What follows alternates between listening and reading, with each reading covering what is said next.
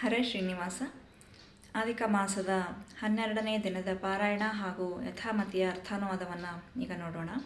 ಶ್ರೀ ಗುರುಭ್ಯೋ ನಮಃ. ಹರಿಕಥಾಮೃತ ಸಾರ ಗುರುಗಳ ಕರುಣದಿಂದ ಪನಿತು ಪೇಳುವೆ ಪರಮ ಭಗವದ್ ಭಕ್ತರಿದನಾದರದಿ ಕೇಳುವುದು. ಈ ಸಮಸ್ತ ಜಗತ್ತು ಈಶಾವಾಸ್ಯವೆನಿಪುದು ಕಾರ್ಯರೂಪವು ನಾಶವಾದರೂ ನಿತ್ಯವೇ ಸರಿ ಕಾರಣ ಪ್ರಕೃತಿ. ಶೀರ್ಷಗೆ ಜಡ ಪ್ರತಿಮೆ ಎನಿಪುದು ಮಾಸದೊಮ್ಮೆಗೂ ಸನ್ನಿಧಾನವು ವಾಸವಾಗಿ ನಿತ್ಯ ಶಾಲಿಗ್ರಾಮದೋಪಾದಿ.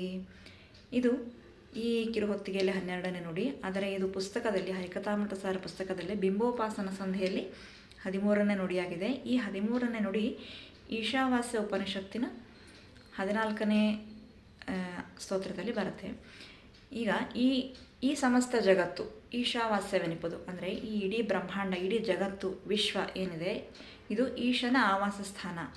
ಪ್ರತಿಯೊಂದರಲ್ಲಿಯೂ ಶ್ರೀಹರಿ ವ್ಯಾಪ್ತನಾಗಿರುವಾಗ, ಪ್ರತಿಯೊಂದರಲ್ಲಿಯೂ ಶ್ರೀಹರಿ ತುಂಬಿರುವಾಗ ಇಡೀ ಜಗತ್ತೇ ಈಶನ ಆವಾಸ ಸ್ಥಾನ ಅಂತ ಹೇಳ್ತಿದ್ದಾರೆ ದಾಸರರು. ಹಾಗಾಗಿ ಈ ಸಮಸ್ತ ಜಗತ್ತು ಈಶಾವಾಸ್ಯವೆನಿಪುದು ಅಂದರೆ ಈಶಾವಾಸ್ಯ ಉಪನಿಷತ್ತಲ್ಲಿ ಈಶಾವಾಸ್ಯಮಿದಂ ಸರ್ವಂ ಅಂತ ಶುರುವಾಗುತ್ತೆ. ಹಾಗಾಗಿ ಅದನ್ನೇ ಆಧಾರವಾಗಿ ಇಟ್ಕೊಂಡು ದಾಸರರು ಇಲ್ಲಿ ಈ ಸಮಸ್ತ ಜಗತ್ತು ಈಶಾವಾಸ್ಯವೆನಿಪುದು ಅಂತ ಹೇಳ್ತಿದ್ದಾರೆ.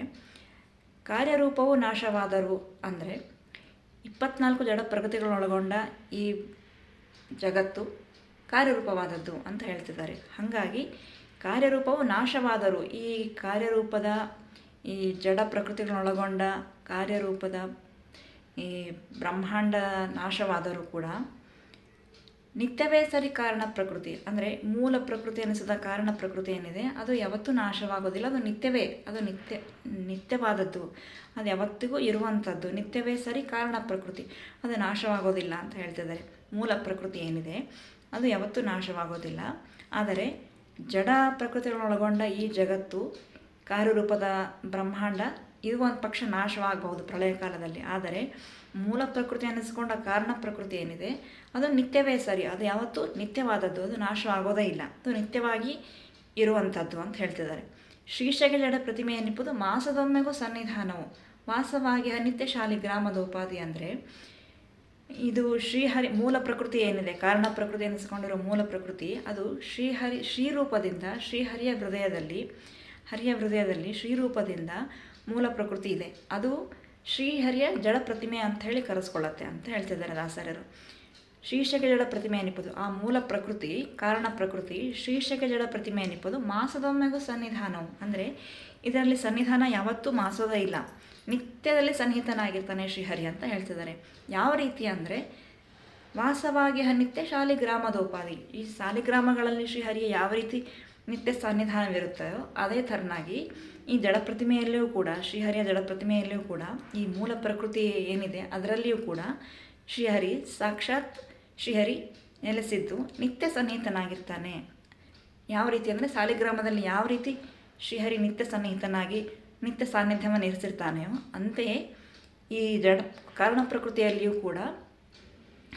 ಪ್ರಕೃತಿಯಲ್ಲಿರುವ ಶ್ರೀಹರಿಯ ಜಡಪ್ರತಿಮೆ ಅಂತ ಏನು ಅದು ಕರೆಸ್ಕೊಳ್ಳುತ್ತೋ ಅದರಲ್ಲೂ ಕೂಡ ಶ್ರೀಹರಿ ನಿತ್ಯ ಸನ್ನಿಹಿತನಾಗಿರ್ತಾನೆ ಅಂತ ಅನ್ನೋದೇ ಈ ನುಡಿಯ ಭಾವಾನುವಾದ ಅಂತ ಹೇಳ್ತಾ ಈ ದಿನದ ಯಥಾಮತಿ ಅರ್ಥಾನುವಾದವನ್ನು ಮುಗಿಸ್ತಾ ಇದ್ದೀನಿ. ಹಾಗೆಯೇ ನಾನು ಈ ದಿನ ಒಂದು ವಿಷಯನ ಸ್ಪಷ್ಟಪಡಿಸ್ಬೇಕು. ಬಹಳಷ್ಟು ಜನ ನನ್ನ ವಿಡಿಯೋನ ನೋಡ್ತಿದ್ದೀರಾ, ಪ್ರೋತ್ಸಾಹಿಸ್ತಿದ್ದೀರಾ, ಎಲ್ಲರಿಗೂ ಧನ್ಯವಾದ.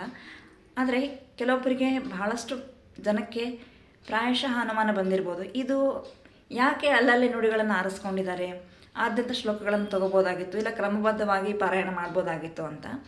ಆದರೆ ಇದು ಯಾಕೆ ನಾವು ಅಲ್ಲಲ್ಲಿ ಶ್ಲೋಕಗಳನ್ನು ಆರಿಸ್ಕೊಂಡಿದ್ದೀವಿ ಅಂತಂದರೆ, ನಾನಿವಾಗ ಈ ಶ್ಲೋಕ ಪ್ರಾರಂಭಕ್ಕೇ ಹೇಳಿದೆ, ಇದು ಬಿಂಬೋಪಾಸನ ಸಂಧಿಯಲ್ಲಿ 13ನೇ ನುಡಿ, ಈಶಾವಾಸ್ಯ ಉಪನಿಷತ್ತಿನಲ್ಲಿ 14ನೇ ಸ್ತೋತ್ರ ಅಂತ. ಅದೇ ಥರನಾಗಿ ಇದು ಪ್ರತಿಯೊಂದು ಇಲ್ಲಿ ನೋಡಿ ಸರ್ವಮೂಲ ಗ್ರಂಥರತ್ನ ಮಾಲಿಕಾ ಅಂತಲೇ ಇದೆ. ಹಾಗಾಗಿ ಶ್ರೀಮದ್ ಆಚಾರ್ಯರ ಸರ್ವಮೂಲ ಗ್ರಂಥಗಳಲ್ಲಿ ಏನೇನು ಅಡಗಿದೆಯೋ, ಯಾವ್ಯಾವ ಶ್ಲೋಕಗಳಿದೆಯೋ ಅದನ್ನು ಆ ಶ್ಲೋಕಗಳ ಆಧಾರವಾಗಿಟ್ಕೊಂಡು ದಾಸರರು ಏನೇನು ಶ್ಲೋಕಗಳನ್ನು ರಚನೆ ಮಾಡಿ ಹರಿಕಥಾಮೃತ ಸಾರದಲ್ಲಿ ಅಡಗಿಸಿದ್ದಾರೋ ಅದದೇ ಶ್ಲೋಕಗಳನ್ನು ಆಯ್ಕೆ ಮಾಡಿಕೊಂಡು ಅದದೇ ಆಧಾರವಾಗಿರುವ ನುಡಿಗಳನ್ನೇ ಆಧಾರವಾಗಿಟ್ಕೊಂಡು ಆಯ್ಕೆ ಮಾಡಿಕೊಂಡು ನಾವು ಅಧಿಕ ಮಾಸದ ಪಾರಾಯಣಕ್ಕೆ ಅಂತ ಈ ಕಿರುಹೊತ್ತಿಗೆಯನ್ನು ತಯಾರಿಸಿರೋದ್ರಿಂದ ಅದದೇ ಶ್ಲೋಕಗಳನ್ನು ನಾವು ಇಲ್ಲಿ ಹೇಳ್ತಾ ಇದ್ದೇವೆ ವಿನಃ ಆದ್ಯಂತ ಶ್ಲೋಕಗಳಲ್ಲ, ಕ್ರಮಬದ್ಧ ಶ್ಲೋಕಗಳಲ್ಲ. ಹಾಗಾಗಿ ಇದು ಅಲ್ಲಲ್ಲಿ ಶ್ಲೋಕಗಳು ಅಂತ ನಿಮ್ಗೆ ಅನಿಸ್ಬೋದು. ಆದರೆ ಇದು ಮಾಡಿರೋದು ಸರ್ವಮೂಲ ಗ್ರಂಥಗಳ ನಿತ್ಯ ಸ್ಮರಣೆಗೆ ಬರಲಿ ಅನ್ನೋ ಒಂದು ಸದುದ್ದೇಶದಿಂದ ಈ ಕೃತಿ ಈ ಕಿರುಹೊತ್ತಿಗೆ ನಿರ್ಮಾಣ ಆಗಿತ್ತು. ಹಾಗಾಗಿ ಇಲ್ಲಿ ಅಲ್ಲಲ್ಲಿ ಶ್ಲೋಕಗಳು ಅಂತ ನಿಮ್ಗೆ ಅನಿಸುತ್ತೆ, ಆದರೆ ಇದು ಕ್ರಮಬದ್ಧ ಅಲ್ಲ, ಆದ್ಯಂತ ಶ್ಲೋಕವೂ ಅಲ್ಲ. ಶ್ರೀಮದಾಚಾರ್ಯರ ಸರ್ವಮೂಲ ಗ್ರಂಥಗಳ ನಿತ್ಯ ಸ್ಮರಣೆಗೆ ಬರಲಿ ಅಂತ ಆ ನುಡಿಗಳ ಆಧಾರವಾಗಿ ಇಟ್ಕೊಂಡು ದಾಸರರು ಏನು ಶ್ಲೋಕಗಳನ್ನು ರಚಿಸಿದ್ದಾರೆ ಹರಿಕಥಾಮೃತಸಾರದಲ್ಲಿ, ಆ ನುಡಿಗಳನ್ನೇ ನಾವಿಲ್ಲಿ ಆಯ್ಕೆ ಮಾಡಿಕೊಂಡು ಪಾರಾಯಣಕ್ಕೆ ಇಟ್ಕೊಂಡಿರೋದು ಅಂತ ಹೇಳ್ತಾ ಈ ದಿನದ ಯಥಾಮತಿಯ ಅರ್ಥಾನುವಾದವನ್ನು ಮುಗಿಸ್ತಾ ಇದ್ದೀನಿ. ಕೃಷ್ಣಾರ್ಪಣಮಸ್ತು.